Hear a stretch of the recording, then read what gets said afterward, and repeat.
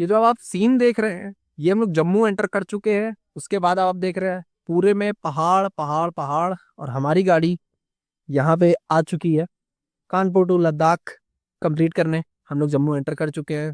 रास्ते अच्छे हैं और खराब भी हैं जम्मू में।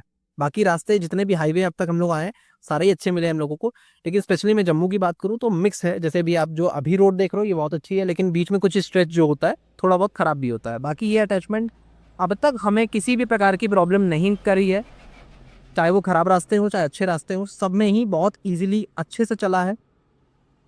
अभी आप देख सकते हो अब रास्ते में ट्रक हैं, और क्योंकि इधर सिंगल लेन रोड है इसमें बहुत ही आराम से चलाना पड़ता है। और इसमें हम लोग एक्चुअली 2 लोग हैं तो हम लोग स्पीड भी बहुत ज़्यादा नहीं कर पा रहे, जिसकी वजह से थोड़ा बहुत एवरेज में भी फ़र्क आया है।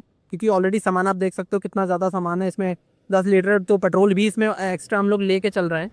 तो जिसकी वजह से मतलब आप समझ लीजिए कि 2 लोगों का वेट है बेसिकली, और इतना ज़्यादा सामान है।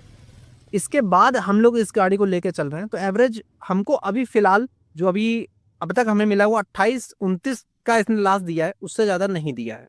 अभी अब पहाड़ों में क्या होता है कि इंजन पे लोड और पड़ता है। जैसे अभी आप अटैचमेंट देख रहे हो, ठीक लग गया, इस अटैचमेंट का वजन लगेगा। मेरा खुद का 70 किलो वजन है, मेरे जो दूसरा साथी उसका भी 70 किलो लगभग वजन होगा। और ये जो सामान एक्स्ट्रा है ये लमसम 100 से 120-130 किलो के है। अब यहाँ पे प्रॉब्लम, जैसे भी आप ये रास्ता देख रहे हो ये ढाल है और बार बार मोड़ है, तो इसमें इंजन में पावर लगती है। इसमें मैक्स टू मैक्स में अगर फुल एक्सीलेटर भी लूंगा तो 35-30 इससे ऊपर स्पीड नहीं जाती है। क्यों? क्योंकि भाई चढ़ान ज्यादा है। जैसे भी आप देख भी सकते हो अभी हमें जाना है इधर से वो सामने उस जगह पे। तो अब ये जब इतना जाते हैं ना तो उसमें एवरेज और कम हो जाता है। जैसे भी मैं बताऊं 28-29 का अगर एवरेज मुझे मिला है, तो अब ये लगभग 24-25 के बीच का एवरेज देने वाली है गाड़ी। लेकिन साइड व्हील अटैचमेंट मतलब अब तक मुझे किसी प्रकार की कोई दिक्कत नहीं हुई। हाँ, रास्ते में नट बोल्ट ढीले हुए थे यहाँ कमानी के, तो वो हम लोगों ने नट बोल्ट बस इसमें टाइट कराया था, और इसमें किसी प्रकार की वैसे कोई दिक्कत नहीं हुई थी। नट बोल्ट जब भी ढीले होते हैं तो गाड़ी अपने आप आवाज़ करने लगती बेसिकली। जब भी जैसे भी आप देख सकते हो इसमें नट बोल्ट यहाँ ढीले हो गए थे यहाँ पे।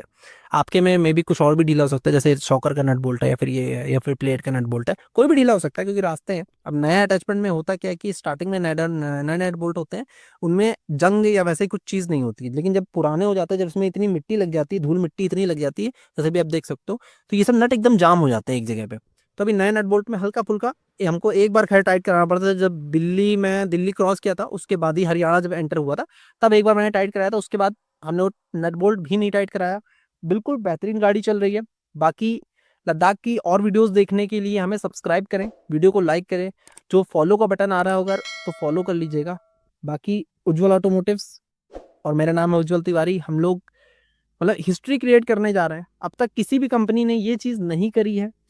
मतलब क्योंकि मैं पर्सनली मैं एज अ ओनर बात करूं कि मुझे एक ऐसी चीज़ कस्टमर को देनी है जो मैं खुद भी यूज़ कर सकता हूँ। इसीलिए मैं नॉर्मल टू व्हीलर, मेरे पास बाइक भी है, मेरे पास 350 सीसी बाइक है, मैं उससे भी आ सकता था। मैंने इसे क्यों चुना?